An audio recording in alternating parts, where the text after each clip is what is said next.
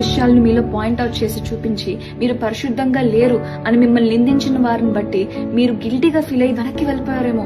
దేవుడు ఈ రోజు మీతోనే మాట్లాడుతున్నారు. మనుషుల మాటలకు లక్ష్య పెట్టకుండా మీ గిల్టీ ఫీలింగ్ తీసుకుని వెళ్ళి చెత్తబొట్లో పడేసి పరిశుద్ధతను నిర్వచించి ఆ పారామీటర్స్ ని మార్చుకోండి.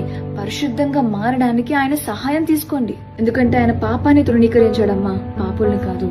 రోగుల కొరకే వైద్యుడు, పాపుల కొరకే పరిశుద్ధుడు. Come back to God. Your dad is waiting for you. Praise the Lord. First love family, మీ అందరితో ఇలా మాట్లాడటం చాలా సంతోషంగా ఉంది. ఒక చిన్న క్వశ్చన్ మీద ఈరోజు మనం డిస్కస్ చేసుకుందాం. మనం అందరం క్రైస్తవులమే, కానీ మనం క్రీస్తుని కేవలం తెలుసుకున్నామా, ఇక క్రీస్తుని కలిగి కూడా ఉన్నామా? ఇన్స్టాగ్రామ్లో నాకు వచ్చే మెసేజెస్ చదివితే కాస్త ఆశ్చర్యంగా అనిపిస్తూ ఉంటుంది. కొంతమంది యవ్వనస్తులు, అక్క నేను అడిగిన ఉద్యోగం ఇవ్వలేదు కాబట్టి ఈ దేవుడు నాకు వద్దు, నేను ఎంతగా ప్రయత్నించినా నా జీవితంలో అభివృద్ధిని చూడలేకపోతున్నాను, ఇంకా ఈ దేవుడు నాకెందుకు అక్క అని దేవుడి క్యారెక్టర్ని క్వశ్చన్ చేస్తున్నారు. ఆయన వ్యక్తిత్వాన్ని కించపరుస్తున్నారు. మీకు బాగా తినాలనిపించి మీ అమ్మగారి దగ్గరికి వెళ్ళి చికెన్ బిర్యానీ కావాలని అడిగారు అనుకోండి, మీ ఆరోగ్యం గురించి ఆలోచించి మీకు ఒంట్లో వేడి చేస్తుందేమోనని మీరు చికెన్ బిర్యానీ అడిగితే మీ అమ్మగారు మీకు పెరుగన్నం పెట్టారనుకోండి. మీ అమ్మగారి దగ్గరికి వెళ్ళి, అమ్మ ఈరోజు నాకు అడిగింది పెట్టలేదు కాబట్టి ఈ రోజు నుంచి నువ్వు నాకు అమ్మవి కాదు ఆంటీవి అంటామా? చికెన్ బిర్యానీ పెట్టినా, పెరుగన్నం పెట్టినా, అసలు అన్నం పెట్టినా పెట్టకపోయినా అమ్మని అమ్మలాగే చూస్తాం కదా. ఎందుకంటే అమ్మ ఏదిచ్చినా మనకి మంచి వాటిని ఇస్తుందనే క్లారిటీ మనకుంది కదా. మన శరీరానికి ఏది మేలైందో అనేది మన అమ్మగారికి తెలిస్తే, ఆమెను సైతం సృజించిన దేవునికి మన జీవితాలకు ఏది మేలైందో అనేది తెలియదంటారా?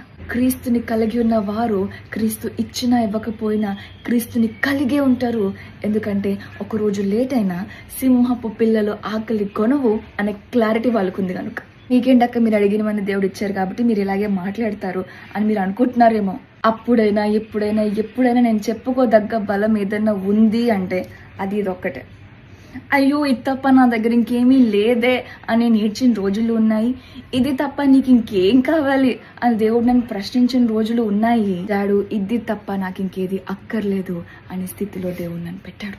యంగ్ జనరేషన్ అద్భుతాల కోసం దేవుని వెనకతల పరిగెట్టే ప్రాసెస్లో అద్భుతకరుడైన దేవుణ్ణే తృణీకరించే స్థితిలో ఉన్నారేమో.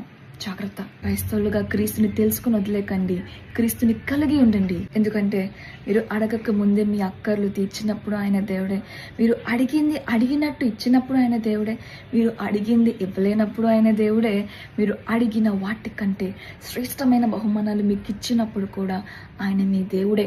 So let's learn to love God the way he is. Have a good day. May God bless you.